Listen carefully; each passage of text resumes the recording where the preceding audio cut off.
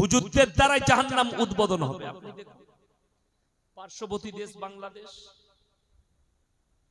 কিছু হুজুর বেরিয়েছে, তারা প্রেমের প্রমোট করছে, জিনা করার প্রমোট করছে, সমাজকে জিনা করার সালা দিচ্ছে। একটা ছেলের নাম দেখলাম হুজুর সেজেছে, আবরারুল হক আসিফ, ঠোঁট পালিশ লাগিয়ে স্টেজে বক্তব্য দেয়, দেখতে ভালো লাগলো বলে মেকআপ করে স্টেজে বসে। আমি আল্লাহর কৃপায় আমার মাদ্রাসা থেকে ক্লাস করে যে পোশাক পরে বেরিয়েছি, যে লুঙ্গি জামা পরে সেটা পরেই আমি স্টেজে এলাম, খালি উজু করে চলে এলাম। কেন? ইসলামের সাজসজ্জার প্রয়োজন নাই। যারা নামাজি হবে, দিনদার হবে, যারা পরেজগার হবে, আল্লাহ আল্লাহর কুদরত থেকে তাদের মধ্যে নুরানিয়াত দান করবে। সাজগোজের প্রয়োজন নাই।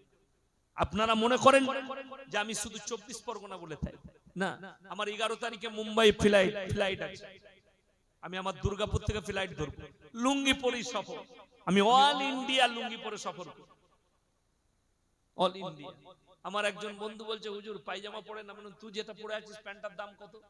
বলে হুজুর 500 টাকা। আমি আমার লুঙ্গির দাম 1500 টাকা, বাংলাদেশের লুঙ্গি। তোর গোটা শরীরের কাপড়ের থেকে দাম বেশি আমার লুঙ্গি। বড় কষ্ট লাগে মানুষ পোশাক দেখে। আমার যারা বাপের বয়সী আছে ইমানদারির সঙ্গে বলবে, এমন একটা যুগ গেছে, মানুষ তো অভাবে ছেঁড়া কাপড় পরতো আমাদের দাদিরা, ঠিক কিনা কথা বলে, তারপরেও তাদের শরীর কেউ দেখতে পাইনি। আর এখনকার যুবকরা হারামখোররা, এরা স্বভাবে ছিঁড়া জামা পরছে।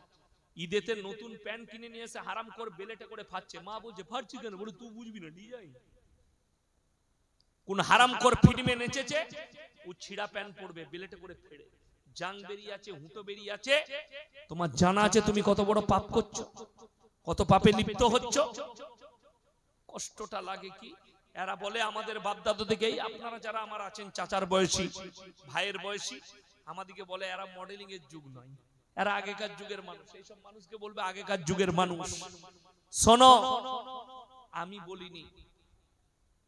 ভারতের একজন ফিল্মের আর্টিস্ট ইসলামের একটা কোন কনফারেন্সে গেছে, অনেক মুসলিম যুবক বসে আছে, তো একটা যুবক তাকে প্রশ্ন করছে, তার নাম হচ্ছে জাভেদ জাফরি, ফিল্মের আর্টিস্ট, তাকে প্রশ্ন করছে कि आज तो दुनिया के लोग, पूरे दुनिया के लोग दुनिया के पीछे भाग रहे हैं। এখন লোক দুনিয়ার পেছনে ছুটছে না ছুটেনি বাবা? ছুটছে। তিনি উত্তর দিলেন, এ মেরে মুসলমান ভাই, तू दुनिया के पीछे मत भाग, तू 1400 साल पीछे चला जा, दुनिया तेरे पीछे भागेगी। जोरे बोलो सुभान अल्लाह। मुसलमान, तू दुनिया के पीछे मत भाग, तू 1400 साल पीछे चला जा, दुनिया तेरे पीछे भागेगी। তুমি নবীজির আখলাক আর চরিত্রে চলে যাও, নবীজির আখলাক ধরে নাও, নবীজির সুন্নতটা ধরে নাও, আল্লাহর কসম দুনিয়া তোমার পেছনে ছুটতে শুরু করবে। আমরা চাই না। আমি তো বর্তমানে কোথাও ভয়ে নামতে পারি না বাজারে। কেন? যেখানে নামি লোক ছুটে আসে। আমি আমার বর্ধমান থেকে বেরিয়ে এসে শক্তিগড় বলে একটা জায়গা আছে, সেখানে ল্যাংচা ফ্যাংচা বিখ্যাত। আমি একটা দোকানে দাঁড়িয়ে বরাবর চা খাই, ল্যাংচা কুঠি, ওটা আমাদের মুসলিমদের দোকান এবং সব থেকে ভালো দোকান। তার ল্যাংচাও ভালো, তার সবকিছুই ভালো। আমার সঙ্গে পরিচিত আছে, আমি তাদের কাছে চা খাই, লস্যি খাই। তো ওখানে দাঁড়ালে, প্রত্যেকদিন যদি দাঁড়ায় আমি জলসা করতে আসার সময়, তো কিছু লোক আমার সঙ্গে ফটো তুলতে আসে। ওই জন্য গাড়ি থেকে বেরোই না, গাড়ি ভেতরে বসে কোনো জায়গায় খাই। বলুন, আমাদের না টাকা আছে না পয়সা আছে, না আমাদের কাছে আল্লাহ সম্পদ দিয়েছে, আল্লাহ চালিয়ে নিচ্ছে ইজ্জতের সঙ্গে। বাস দুনিয়া আমাদের পেছনে, আমরা চলছি রাসূলের আখলাকে। যারা মনে করছেন এই পোশাকটার কি মূল্য, তারা এয়ারপোর্টে গিয়ে আমাদের পেছনে গিয়ে দেখবেন। আমি গত বছরে মুম্বাই যাচ্ছিলাম, এয়ারপোর্টে আমার যে লাগেজটা ছিল ওটা আমাকে বোয়াতে হয়নি। যে গেটে দাঁড়িয়ে, যে মিলিটারি, যে পুলিশটা দাঁড়িয়ে টিকিট চেক করছে, সে বলছে হুজুর আমি আপনার ভক্ত, আমার ব্যাগটা নিয়ে গিয়ে যেখানে আমি বোর্ডিং পাস করাবো, বলে ये हमारा आदमी जल्दी कर दीजिए, উইন্ডো সিট দিয়ে दीजिए। সে বলে কই আমাকে সিট দেওয়া করা।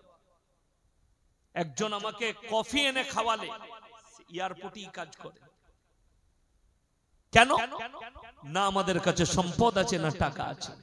আল্লাহর কসম, নবীজির পোশাক, নবীজির আখলাক, আমরা নবীজির সুন্নতে আছি। দুনিয়া আমাদের পেছনে ছুটতে শুরু করেছে, আমরা দুনিয়ার পেছনে নয়। ওই জন্য বলা হচ্ছে মুসলমান তুই 1400 সাল পিছে চালা যা, দুনিয়া তেরে পিছে ভাগনে লাগে। আজকে বড় কষ্ট লাগে যে মানুষটা পৃথিবীতে কারো কাছে শিক্ষা গ্রহণ করলো না। আল্লাহর হাবিব পৃথিবীতে কারো কাছে শিক্ষা গ্রহণ করেননি, আল্লাহ নিজের কুদরতে শিক্ষা দিয়েছেন। আজকে গোটা পৃথিবীর শিক্ষিতরা নবীর পেছনে, জোরে বলুন সুবহানাল্লাহ। গোটা পৃথিবীর শিক্ষিতরা নবীর পেছনে আপনার সিজদায় পড়ে, যে আপনি মানুষই চিনতে পারলেন না। আপনি টাকা চিনেছেন, সম্পদ চিনেছেন, দুনিয়া চিনতে পেরেছেন। আল্লাহর কসম করে বলছি, দুনিয়া সম্পর্কে আল্লাহ কোরআনে বলেছেন ওয়ামাল হায়াতুদ দুনিয়া ইল্লা মাতাউল গুরুর। এই দুনিয়া তোমাদের জন্য সম্পূর্ণ ধোঁকা। আপনি ধোঁকার মধ্যে পড়ে আছেন। যেদিনে আপনি মারা যাবেন, আপনার পৃথিবীর ধোঁকাটা কেটে যাবে। দুনিয়া থেকে যেদিন আপনি বিদায় নেবেন, ওই জন্য আমার ভাই, বেঈমান কাফেররা আপনাকে পাপ করাচ্ছে, নাম পাল্টি দিয়েছে পাপে, পাপের নাম পাল্টিয়েছে। আপনারা মনে করেন বর্তমানে পতিতালয়ে জিনা হয়, পতিতালয়ের থেকেও বড় পতিতালয় খোলা হয়েছে। সেগুলোর নাম হচ্ছে বর্তমানে পার্ক গুলো, যেখানে অবাধে আমাদের ছেলে মেয়েরা জিনা করছে। অথচ কোরআনে আছে ওয়ালা তাকরাবুজ জিনা ইন্নাহু কানা ফাহিশা ওয়া সাআ সাবিলা। এই বাংলাদেশে যার নাম করলাম আসিফ হুজুর, আবরারুল হক আসিফ তার নাম, সে কি বলছে জানে? তুমি যদি কোনো মেয়েকে ভালো লাগে, তাকে সঙ্গে সঙ্গে প্রপোজ করো, আমি তোমাকে ভালোবাসি। শরীয়তে এই ভাষাটাই হারাম ভাষা। বলে রাস্তায় কোনো মেয়েকে পছন্দ হলে সেটাই তোমার জন্য পারফেক্ট। আমি উত্তর দিয়েছি, বাজারে যদি তোমার মা যায় আর তোমার মাকে যদি আমার পছন্দ হয়, তা আমার সাথে বিয়ে দিবি? মানেটা এটাই দাঁড়াচ্ছে তো, তোমার যাকে পছন্দ যাবে সেই তোমার জন্য পারফেক্ট। ইসলামী শরীয়ত নারীদিকে পর্দার কথা বলা হয়েছে, এত ডেঞ্জার বলা হয়েছে, আপনি অবাক হবেন। বর্তমানে আমাদের মায়েরা বাজারে যেতে পারে, বাজারে ঘুরতে পারে। আপনার স্ত্রী, আপনার বিটি বাজারে ঘুরছে, রাস্তায় ঘুরছে, ঘুরতে পারে। আল্লাহর কসম করে বলে যাচ্ছি, কোন মৌলবি যদি ফতোয়া দিতে পারে আর আমার এই কথাটা কেটে দেয়, আমি জীবনে আর বক্তব্য দেব না যে মেয়েরা বাজারে অবাধে ঘুরতে পাবে, কোনো অসুবিধা নাই। বোরকা পরে হলেও বাজারে যেতে পাবে না, তোমার জানা নাই শরীয়ত। তিনটে কারণ ছাড়া মেয়েরা বাড়ির বাইরে যেতে পাবে না। নাম্বার 1, তোমার যদি শরীর খুব অসুস্থ হয়, পর্দার সহিত তুমি ডাক্তারের কাছে যেতে পাবে। নাম্বার 2, কাছের আত্মীয় মারা গেলে তুমি পর্দার সহিত যেতে পাবে। নিকটতম আত্মীয়, দূর সম্পর্কে নয়, নিকটতম আত্মীয় বলা হয়েছে হাদিসে। 3 নম্বর, হজ ফরজ হলে তুমি হজ করতে যেতে পাবে, যার সঙ্গে তোমার বিয়ে হারাম আছে। যার সঙ্গে বিয়ে হারাম, যার সঙ্গে বিয়ে জায়েজ আছে, তার সঙ্গে হজ হবে না। আপনারা বুঝতে পেরেছেন না পারেননি? একটা নারীর বিয়ে তার ফুফুইতো ভাইয়ের সঙ্গে জায়েজ আছে না? আছে। একটা মেয়ের বিয়ে তার চাচাতো ভাইয়ের সাথে জায়েজ আছে, জায়েজ হবে না, যাওয়া হারাম। চাচার সঙ্গে বিয়ে হারাম, চাচার সঙ্গে যেতে পারে। ভাইয়ের সঙ্গে বিয়ে হারাম, মায়ের পেটের ভাই যেতে পারে, জায়েজ আছে। শরীয়তকে আপনি মনে করেছেন আমার ঘরের জায়গির না, মন চাই জিন্দেগির নাম শরীয়ত নয়, রব চাই জিন্দেগির নাম হচ্ছে শরীয়ত। আপনি শরীয়তটাকে নিজের মনে করেছেন, নিজের মতো করে চলবেন না। যে মেয়েরা রাস্তায় ঘুরে বেড়াচ্ছে বেপর্দা ভাবে, আপনার জানা আছে ইসলাম নারীদের জন্য পর্দাকে ফরজ করা হয়েছে শরীয়ত। আর এই বেঈমান কাফেররা তারা নাম করেছে মডেলিং এর যুগ, আর মেয়েদিকে রাস্তায় তুলে দিয়ে আমরা বার করে দিয়েছি রাস্তায়। আপনি বলছেন গর্ব করে আমি একজন মুমিন ব্যক্তি, আমি একজন মুসলমান।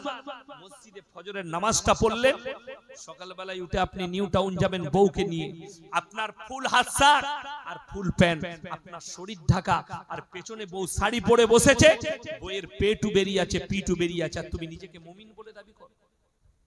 জোহরের সময় নামাজ পড়ে বলবে আমি মুমিন। তোমার জন্য জান্নাত সহজ হয়ে যাবে। তুমি চিন্তা ভাবনা করবে রাতের বেলায় বাড়িতে গিয়ে যে আমরা কোন পথ অবলম্বন করছি। আল্লাহর কসম পেরুবার রাস্তা খুঁজে পাবে না, তোমার বিবি পাবে না, তোমার সন্তান পাবে না, তুমি পাবে। আর যারা মনে করছে যে না আমি তো তাহাজ্জুদ গুজার, আমার সন্তানকে আমার বিবিকে এদিকে জান্নাতে পাঠিয়ে দেবো। হযরতে নূহ নবী অনুরোধ করেছে, আমি বিনীত অনুরোধ করছি তোমরা আমার আল্লাহকে বিশ্বাস করো। তারা বললে আমরা বিশ্বাস না করলে তোমার আল্লাহ কি করবে?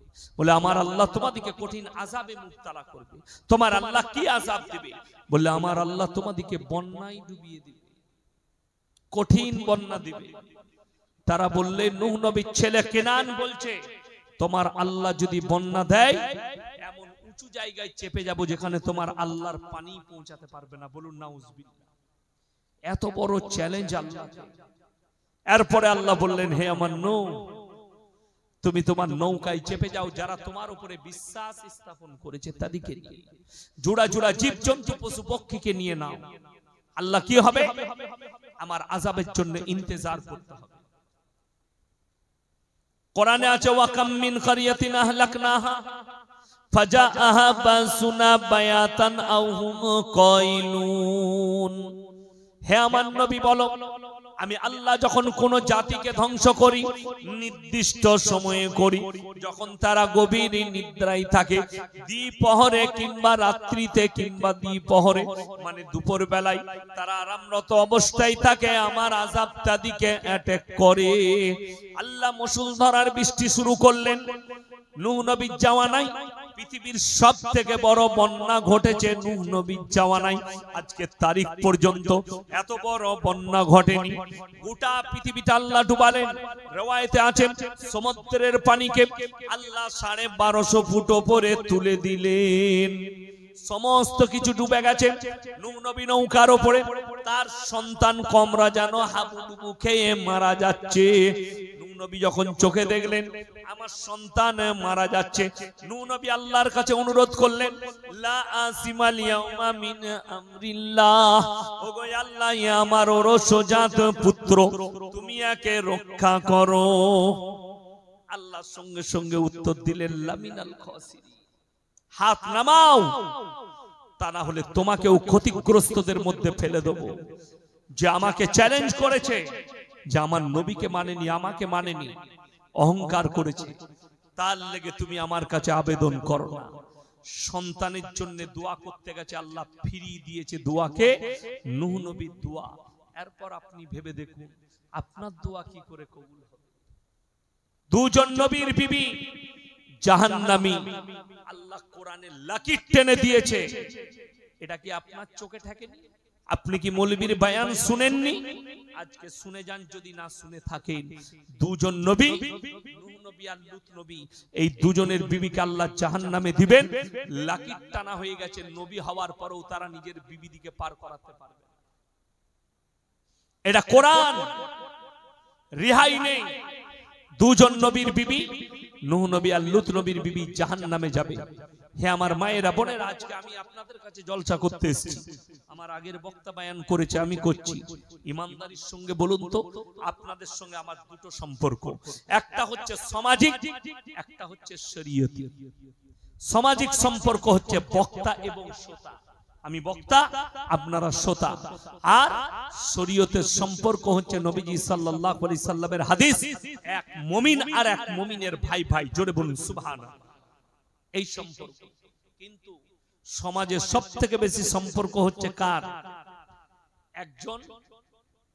একজন স্বামী আর স্ত্রী অন্তরঙ্গ সম্পর্ক। বাপ আর বেটার সম্পর্ক হচ্ছে রক্তের সম্পর্ক। মা আর বিটির সম্পর্ক হচ্ছে রক্তের সম্পর্ক। বন্ধু আর বন্ধুর সম্পর্ক হচ্ছে ওয়াদার সম্পর্ক।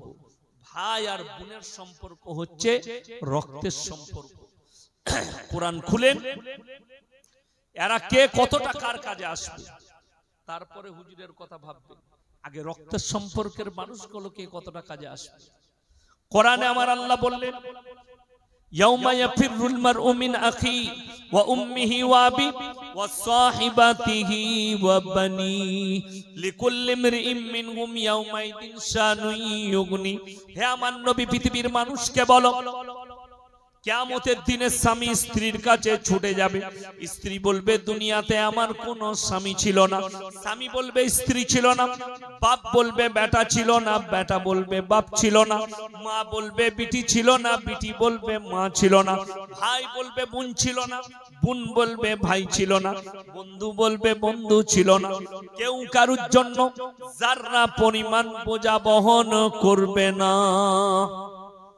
কোরআন এরপরে হুজুর আমি ইয়াসিন আমাকে দাওয়াত দিয়ে এনেছেন টাকা দিয়ে ভালো মাছ খাওয়ালেন দেশি মুরগি খাওয়ালেন এরপর আমি আপনার লেগে ভাববো না আগে আমার সন্তানের লেগে ভাববো বাবা ভেবে দেখো আমাকে ভালোবাসেন বলে আমি আপনার লেগে দোয়া করে আপনাকে জান্নাতে দেবো অথচ কিয়ামতের দিনে বাপ বেটাকে চিনতে পারবে না বেটা বাপকে চিনতে পারবে না আমি তাহলে আমার নিজের বাদ দিয়ে তোমাকে কি করে চিনবো চিন্তাধারা নিবে ভাবনা চিন্তা করবে কিয়ামতের দিনে বহু লোক আটকিয়ে যাবে আমার মতো 100টা মৌলবি ধরা পড়বে কিয়ামতের দিনে 100টা হুজুর ধরা পড়বে সমাজের সঙ্গে প্রতারণা করেছো প্রবঞ্চনা করেছো কেন জানেন কিয়ামতের দিনে নবীজি সাল্লাল্লাহু আলাইহি সাল্লামের হাদিস এবং কোরআনেও আল্লাহ বলেছেন এক শ্রেণীর হুজুর দিকে আটকানো হবে কিয়ামতের দিনে তারাই হবে সর্বপ্রথম জাহান্নামের খোঁড়া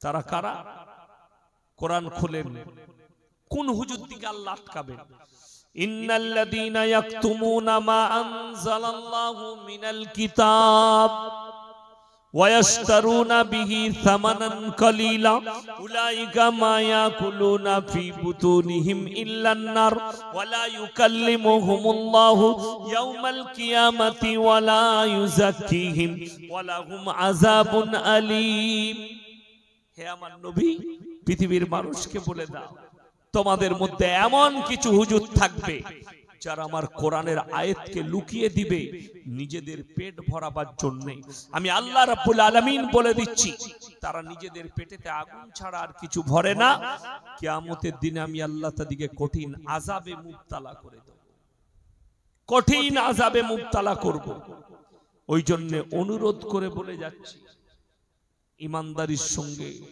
নিয়ত করেলে কোনো একটাও ভাই নামাজ কিন্তু আজ থেকে ছাড়বেন না সকলে জোরে বলুন ইনশাআল্লাহ যারা মনে মনে ভাবছেন যে হুজুর দলিল দেন নামাজ পড়ি না পাপ করি গুনার কাজ করি গুনার সাগরে ডুবে আছি হুজুররা আমাদেরকে পার করাতে পারবেন না এরকম দলিল দেন আপনাকে অনুরোধ করে বলে যাচ্ছি পৃথিবীর আল্লাহর কাছে সবথেকে প্রিয় ব্যক্তি যিনি তিনি হচ্ছেন হযরত মুহাম্মদ মুস্তাফা সকলে বলুন সাল্লাল্লাহু আলাইহি সাল্লাম শুধু পৃথিবীর আদি থেকে অন্ত পর্যন্ত তিনি হচ্ছেন সৃষ্টির শ্রেষ্ঠ কোরআনে আছে নবীরা যে দোয়াটা করেছেন আল্লাহ লাকির টেনে দিয়েছেন নবীরা যেটা বলেছেন আল্লাহ লাকির টেনে দিয়েছেন কিন্তু শুনেলেন সময় পরিপ্রেক্ষিতে স্থানের পরিপ্রেক্ষিতে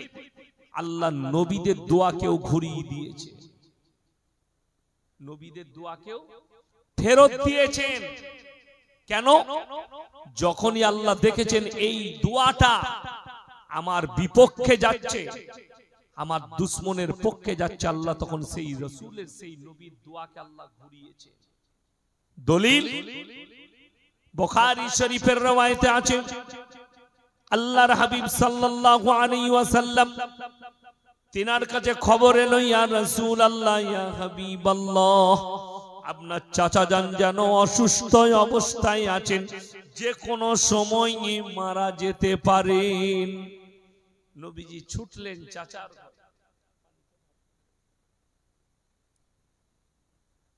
তিনি চাচার ঘরে ছুটলেন চাচা বিছানায় বিছনগত চাচার হাত দুটো ধরে বললেন চাচা গো একবার খালি কলমাটা পড়ে নাও আমি আল্লাহর কাছে কেঁদে কেঁদে আপনার জন্য ক্ষমা চাই নবীজি চাচার উত্তর হলো আমি যদি বার্ধক্যে কলমা পড়ি লোকে বলবে মৃত্যু ভয়ে কলমা পড়েছে তাই আমি কলমা পড়তে পারবো না। বিসমিল্লাহ,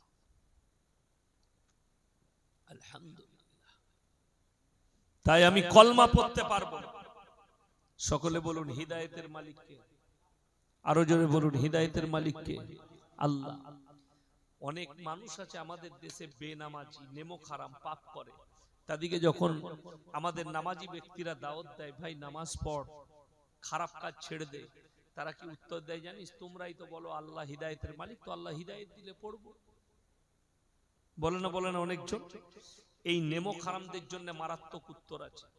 আল্লাহ কোরআনে বলেছে, যতক্ষণ পর্যন্ত যে মানুষ, যে জাতি নিজের পরিবর্তন না চায়, আমি আল্লাহ তার পরিবর্তন দেই না। এরপর চলো, আমার আল্লাহ পাঠালেন, ইন্নাকা লা তাহদি মান আহবাবতা ওয়ালাকিন্নাল্লাহা ইয়াহদি মান ইয়াশা।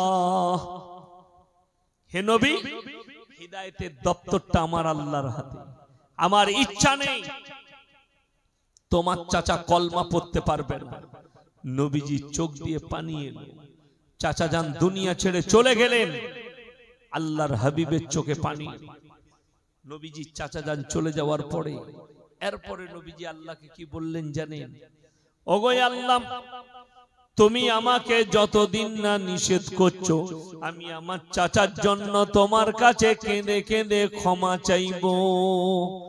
নবীজি দোয়া করতে লাগলেন, আল্লাহর কাছে ক্ষমা চাইতে লাগলেন। ওগো আল্লাহ, আমার চাচা আমাকে অন্তর দিয়ে ভালোবাসতো।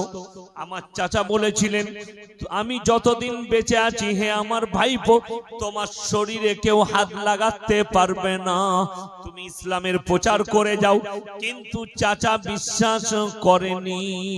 ওগো আল্লাহ, তুমি আমার চাচাকে ক্ষমা করো। আল্লাহ সঙ্গে সঙ্গে জিবরিল আমিনকে দিয়ে আয়াত পাঠালেন, মা কানা লিন নবী ওয়াল্লাযীনা আমানু আইয়াস্তাগফিরু লিল মুশরিকিন ওয়ালাউ কানু উলি কুরবা। হে আমার নবী এবং মুমিনরা শোনো, এখানে আল্লাহ শুধু নবীকে নসিহত করেননি, নবী এবং মুমিনরা শোনো, যারা মুশরিক হয়ে, বেঈমান কাফের হয়ে, বদ্দিন হয়ে মারা গেছে, তাদের জন্য তোমরা দোয়া করতে পাবে না, যদিও তারা তোমাদের নিকটতম আত্মীয় হয়। আল্লাহ নিষেধ করে দিলেন, দোয়া করতে পাবে না যদিও সে তোমাদের নিকটতম আত্মীয় হয়। আপনার ছেলে পুরো জীবন মদের ভাটিতে কাটিয়ে দিল জীবনটা, আপনি বলছেন হুজুরকে দাওয়াত দিয়ে জান্নাতে দেব। আপনি তাহাজ্জুদ গুজার লোক, দোয়া করে জান্নাতে পাঠাবেন, সেই দলিলটাও দেব কে কার কতটা উপকারে আসতে পারে। চলুন, এটা এক নম্বর জিনার কথা বললাম। তিনি হচ্ছেন ইমামুল আম্বিয়া হযরতে মুহাম্মদ মুস্তাফা, সকলে বলুন সাল্লাল্লাহু আলাইহি ওয়াসাল্লাম। ব্যবসা হালাল, সুদ হারাম। আমার নবী বিশ্ব নবী বললেন, হে আমার সাহাবীরা শোনো, কেউ যদি 1 টাকা সুদ খায়, নিজের মায়ের সঙ্গে 36 বার জিনা করার সমান পাপ হবে। নবীজির হাদিস, মায়ের সঙ্গে 36 বার জিনা করার সমান পাপ হবে কেউ যদি 1 টাকা সুদ খায়। আপনি বলুন, বর্তমানে মুসলমান সুদ খায় না? খায় না, খাচ্ছে। সে কি জানে না সুদ খাওয়া হারাম? এখানে যতগুলো মানুষ আছে, একজন দাঁড়িয়ে বলুন তো যে আমি জানি না মদ খাওয়া পাপ, আমি জানি না চুরি করা গুনাহ, আমি জানি না ব্যভিচার করা গুনাহ, আমি জানি না লটারি কাটা হারাম, আমি জানি না সুদ হারাম। সব মুসলমান জানে, জেনে শুনেও করছে। দেখুন, আপনাকে আমি প্রমাণ দিই, রমজান মাসে মসজিদগুলোয় মুসল্লি বেশি ছিল না কম ছিল? কথা বলে না। এখন কিন্তু ওই মাল কটাকে আর খুঁজে পাওয়া যাচ্ছে। কথাটা বুঝতে পেরেছেন? সেই লক্ষ্যটাকে এখন খুঁজে পাওয়া যাচ্ছে না। তারা নাই, ঈদের দিন থেকে গায়েব, তারপর থেকে তাকে ইমাম সাহেব আর সেই মাল কটাকে দেখা পাচ্ছে। এরপর আপনি ভেবে দেখুন, এই লোক যে রমজান মাসটা নামাজ পড়লো, সে কি এটাই জানে রমজান মাসে নামাজ পড়া ফরজ আর বাকি বছর নামাজ পড়া যাবে? সে জানে 5 ওয়াক্তের নামাজ পড়া ফরজ, যারা রমজান মাসে নামাজ পড়ে ঈদের দিন থেকে গায়েব হয়ে গিয়েছেন তারা শুনে যান, তোমরা এক মাসের নামাজি, তুমি চিন্তা করবে কিয়ামতের দিনে আমার ঈদের দিন পর্যন্ত রমজানের নামাজটা আল্লাহর কাছে থাকবে না থাকবে না। কেন নামাজকে ফরজ করেছেন আল্লাহ রাব্বুল আলামিন। নবীজি সাল্লাল্লাহু আলাইহি সাল্লামের হাদিস, যার নামাজ নাই তার মধ্যে ইসলাম নেই। এটা লিখে নিয়ে যান, যুবক থেকে যারা বেনামাজি আছেন তারা লিখে নিয়ে যান, যার নামাজ নেই তার মধ্যে ইসলাম নেই।